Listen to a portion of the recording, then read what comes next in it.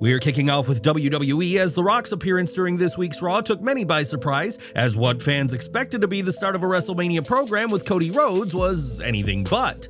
Instead, The Rock embraced Cody during his opening promo, turning face in the process, and later on crowned Roman Reigns with the Ula Fala, solidifying that they are on the same page.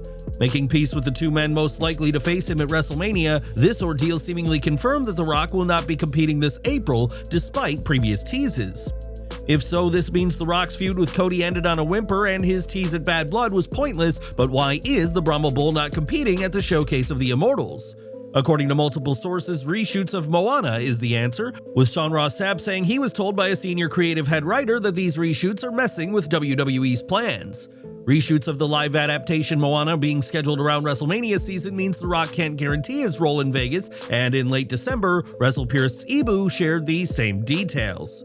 Former WWE personality Jonathan Coachman shared on the Behind the Turnbuckle podcast that he'd also heard The Rock won't be facing Roman Reigns at WrestleMania. He said, "I found out from an inside source tonight, gentlemen, what is going to be one of the matches at WrestleMania, and Roman is going to be involved, and The Rock is not going to be involved. That's all I can say. That's all I can say." With The Rock off the table, this leaves Rhodes and Reigns without dance partners, and PW Insider reports that Rhodes will face John Cena, while Reigns may take on CM Punk at WrestleMania. Are you disappointed at how things have played out? Do you wish The Rock was competing at WrestleMania 41, or does the show not need him? Let us know in the comments below. Fans may not be seeing The Rock at WrestleMania, but they did see him at this week's NXT, which was confirmed as being a sellout after the final boss confirmed he'd be at the show. One day removed from Raw's historic Netflix debut, NXT had a lot to live up to with its New Year's Evil special, and The Rock was involved in multiple segments. When Ethan Page was complaining to Ava, the Brahma Bull interrupted the former NXT champion and confronted Page about breaking Javon Evans' jaw. Rock warned Page that payback's gonna be and made clear that Ava is NXT's final boss, and Page should be cool with her if he wants to be cool with him. The Rock raised an interesting point about how he'd like to see Page on the main roster, in a huge endorsement for the NXT superstar and veteran of the ring. Props have to be given to how well Page handled himself in a promo against one of the biggest names in all of entertainment, which certainly won't go unnoticed by those backstage. Later in the night, The Rock was in the ring and brought up his feud with Cody Rhodes in 2024, saying fans were wondering why he had to be so mean to the American Nightmare. Now fans are wondering why he's being so nice to Cody and sharing his final boss. The Rock said fans should know their role, shut their mouth, and enjoy the ride. In the most intriguing line of the night, Rock alluded to being 20 steps ahead in his situation with Cody, and though he was a babyface, fans saw some shades of his heel persona. If nothing else, this 20 steps line suggested his feud with Cody may not be over yet, and their piece on Raw may have been a temporary truce given the historic nature of the show. The Rock said he knew a couple of weeks ago that he wanted to be a part of NXT and that he finalized the matter with Triple H and Nick Khan. Rock described Raw's shiny Netflix premiere as the sexy show one has to go to as a representative of WWE, but NXT was the show he wanted to go to. The Brahma Bull praised the NXT roster for working hard and interestingly said that those on the roster could be headlining WrestleMania or out of the business within a matter of years. Their future will depend on how they work and react to the goings-on in WWE, and he closed by saying he'd always come home and that he loves WWE.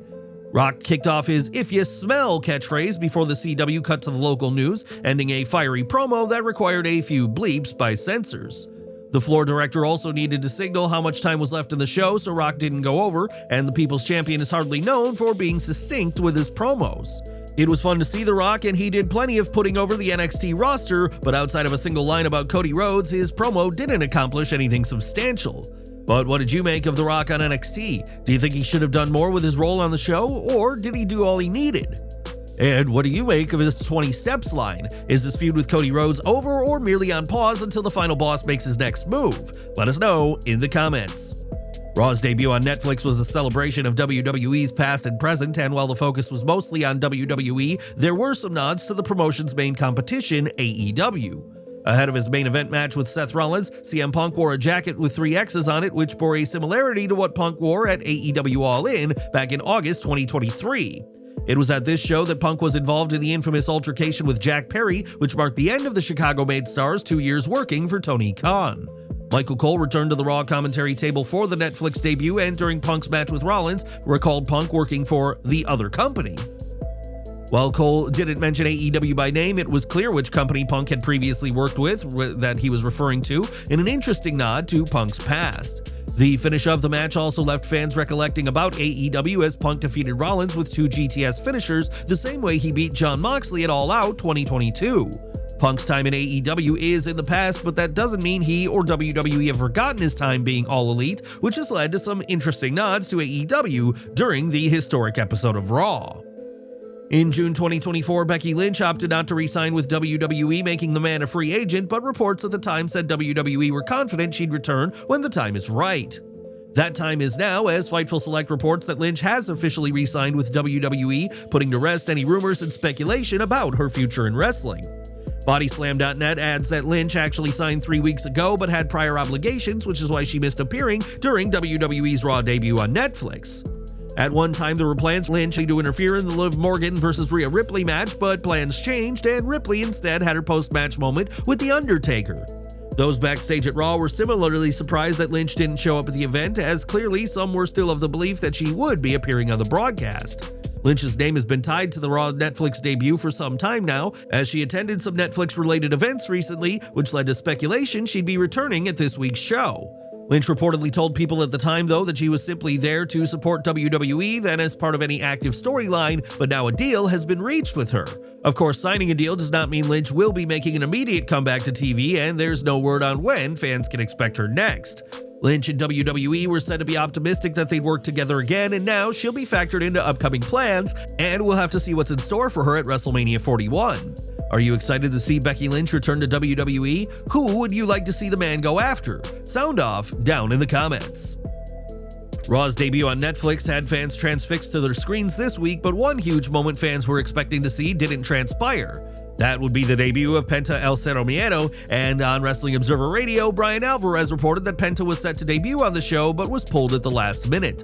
The decision was made due to time constraints, but WWE instead aired the latest vignette for the former AEW star and confirmed that he'll be using the Penta name in WWE. WWE has been airing promos teasing the arrival of a mysterious figure for weeks, and while fans were excited to see Penta debut on this historic show, they'll just have to keep waiting. What do you think about Penta's debut being delayed? Do you think it was best for business? Please share your thoughts and feedback in the comments section below. Now, Hulk Hogan is one of wrestling's most controversial figures for a lot of reasons, so it wasn't a huge surprise to see him get heavily booed during this week's Raw debut on Netflix. The response to Hogan was arguably the only moment of the night that didn't go as WWE intended, and now we know what the Hulkster made of his frosty reception in LA. Sources close to Hogan told Chris Featherstone that Hulk believes the negative response was due to political differences, with one source stating he stood for what they didn't stand for. Hogan wasn't surprised by the reaction, as he thought it was going to be 50-50, though it's clear that the crowd wasn't exactly split down the middle, as there were more boos than cheers. Ringside News reports that when the cameras weren't rolling, there were chants of Hulk Hogan, as the audience's issues with him extended far past his promo. Fans booed a pre-recorded commercial featuring Hogan plugging Saturday night's main event, on top of fans booing Hogan's attempt to promote his Real American beer.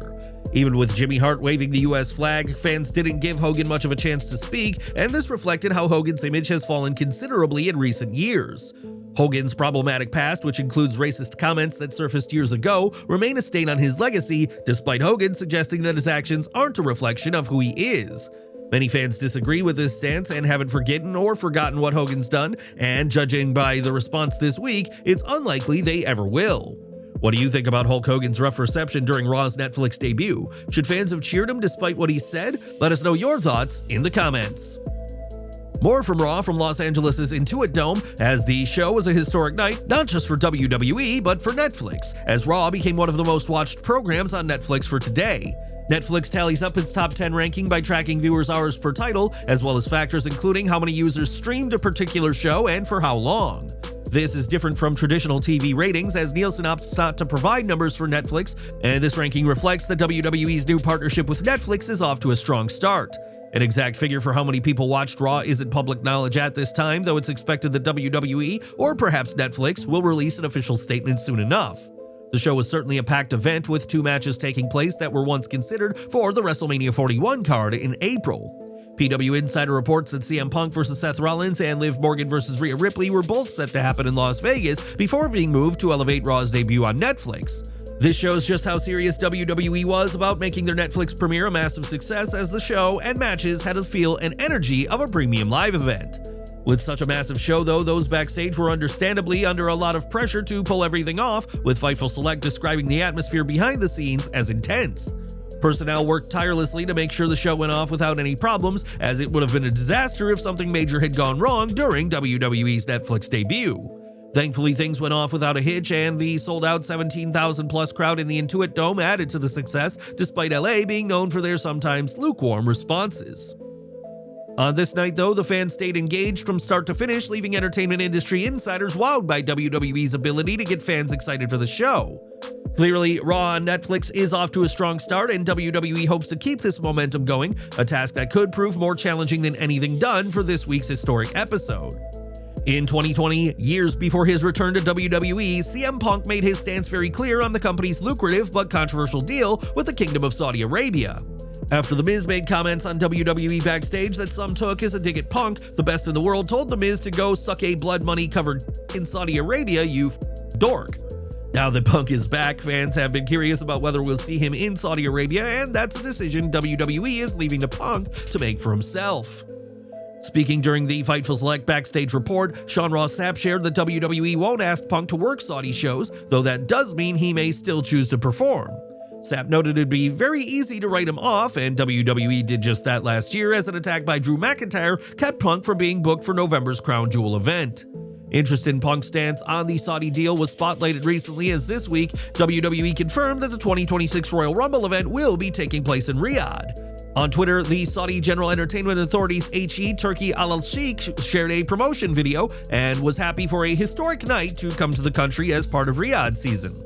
The comments, however, did not share his enthusiasm, with one fan sarcastically sharing that they're so excited for the zero atmosphere among the crowd at the show. Another fan echoed Punk's 2020 comments, saying that blood money rules all, while another called for fans to boycott the 2026 Royal Rumble PLE. Another fan simply said that, "Thanks, we hate it," and many more shared their opposition to the show, the latest example of years of criticism of WWE's partnership with Saudi Arabia.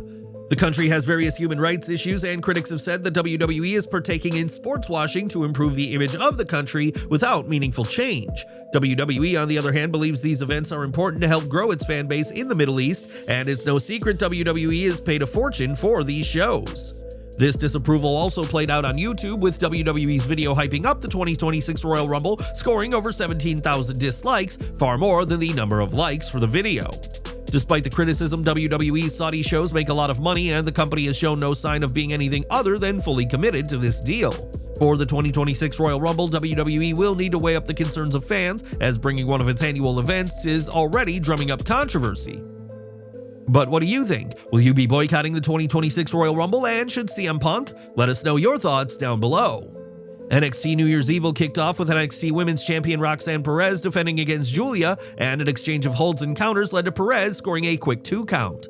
The two showed their wrestling prowess until Roxanne slapped the challenger, and Giulia responded with headbutts to start off the brawling portion of the match.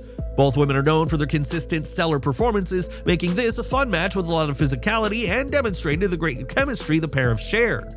It felt like either could win at any moment, and when Cora Jade showed up to roll Perez back into the ring after a tumble, the referee ejected her from ringside. In the end, Giulia weathered the Prodigy's storm to put Roxanne down and become the new NXT Women's Champion, marking the end to one of the best reigns in recent years. Stephanie Vaquer, Kalani Jordan, Cora Jade, and Lola Vice competed in a fatal 4-way to determine the next challenger for the NXT Women's North American Championship. This match saw all 4 women get time in the spotlight, and though there were some hiccups here and there, the quartet delivered a fun match which had a sense of unpredictability. When the dust settled, it was Vaquer standing tall with a shot at the title held by Fallon Henley, and this match demonstrated the strength of the NXT Women's division. What's your take on the NXT Women's North American title picture? Are you excited to see that championship match? Let us know below. Now, Eddie Thorpe previously weaseled his way into a singles NXT title match against Trick Williams by faking being attacked, and this week, Thorpe was found again laid out. This time, NXT GM Ava wasn't buying his claims of an attack, but Oba Femi later admitted that he had genuinely attacked Thorpe in the backstage area. Hopefully, Thorpe will take this as a lesson about the boy who cried wolf, as the New Japan alum is in the bad books of the NXT GM for the time being. Javon Evans gave a promo, but since his jaw was wired shut, some of what he had to say was unclear, but it's evident his feud with Ethan Page is far from over.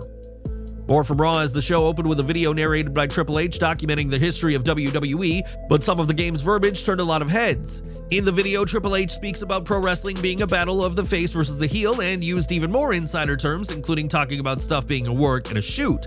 On the post-Raw press conference, Triple H addressed the use of these terms as his word choice did cause issue for some who felt the game was not maintaining kayfabe. Triple H said that the intent of the video was to let people know that we're not hiding what we do, and said that most of the world understands the nature of pro wrestling. Triple H added that WWE won't insult the intelligence of others by acting like everything fans see on TV is entirely real, and that wrestling is an art form that captures people's emotions. Interestingly, the game's reasoning goes vehemently against the attitudes of his father-in-law Vince McMahon, who banned these words during his time running WWE. This is certainly a new era for WWE, and Triple H's cold open on Raw made that clear. And what do you think of the use of the insider terms and the game's reasoning? Let us know below. In NXT, Gigi, Dolin, Shotzi, and Tatum Paxley defeated Fatal Influence, despite Fallon Henley taking Shotzi down with a tope suicida forearm that looked especially nasty. The energy in this match was great, though there were a couple of moments that didn't quite go as smoothly as hoped, and it was an odd choice for Henley, the champion, to eat the pin. Lexis King was out to face Charlie Dempsey in an NXT Heritage Cup match, and in an odd twist, this match was not contested under the typical multi-round, multi-fall Heritage Cup rules. Instead, this was essentially a singles match for the title, and given this lengthy feud, this felt like a blow-off match between the two. Dempsey was seen bleeding above the eye but fought through it, and there was an awkward moment with a leapfrog that led to an inadvertent low blow, allowing King to hit his finisher. That scored King the win in this mostly fine match, but the last minute felt strange, and while the low blow looked planned, a collision in the corner seemed like a clear botch. Nevertheless, King was the winner, and on Twitter shared that at NXT he was able to meet with The Rock, who was able to share a great story about his father, Brian Pillman. King is blessed to be in the position he's in, and his meeting with The Rock certainly meant a lot to him, and we'll have to see what's next for the Heritage Cup holder. The main event match saw Trick Williams defend the NXT title against Oba Femi and Eddy Thorpe, though due to the attack on Thorpe, the match began with only Williams and Femi. Williams is not a small man, but he was dwarfed by Femi, making the NXT champion the underdog, and though Thorpe did show up, he was taken out at ringside. Williams hit a final boss-pleasing middle rope rock bottom, but only scored the 2, and after Thorpe pulled the ref out of the ring when Femi was making the pin, the ruler was livid. Femi demolished Thorpe with throws and slams, and the finish saw Trick try his finisher, but run into Thorpe's chair, while Femi hit his finisher to become the new NXT champion. This was a fairly predictable match, as was Femi's win, but the three men produced an enjoyable main event before Femi posed with Giulia on the stage as the new champions. The Silver brand is looking ahead to the future already, as its next major event, Vengeance Day, will take place on February 15th, 2025 at the Entertainment and Sports Arena in Washington, D.C. The show will be WWE's first PLE in Washington, D.C. since Battleground 2016, and fans can expect a stacked show featuring the talented stars of the Silver brand. NXT saw the return of Corey Graves, who donned the headset for the brand once more and said that The Rock being around was reason enough to be there. Graves wasn't the only notable name around, as sources report that CM Punk was backstage, as the Raw superstar has been keeping a close eye on NXT since its 2023 WWE return. Triple H and Nick Khan were also seen in attendance of New Year's Evil, giving the show an even bigger feel, as it was important to maintain the momentum from Raw's Netflix debut. And that was this week's NXT's New Year's Evil, and what do you think of the stacked event? Let us know in the comments section. And we're ending with Sheamus, who since 2009 has been a force on WWE's main roster, and fans can expect much more of the Celtic Warrior, who shared on the Insight podcast that he's signed a new 5-year deal. Sheamus plans on competing until the wheels fall off, and we'll have to see what Sheamus does with this 5-year deal, and if he ever holds the Intercontinental title.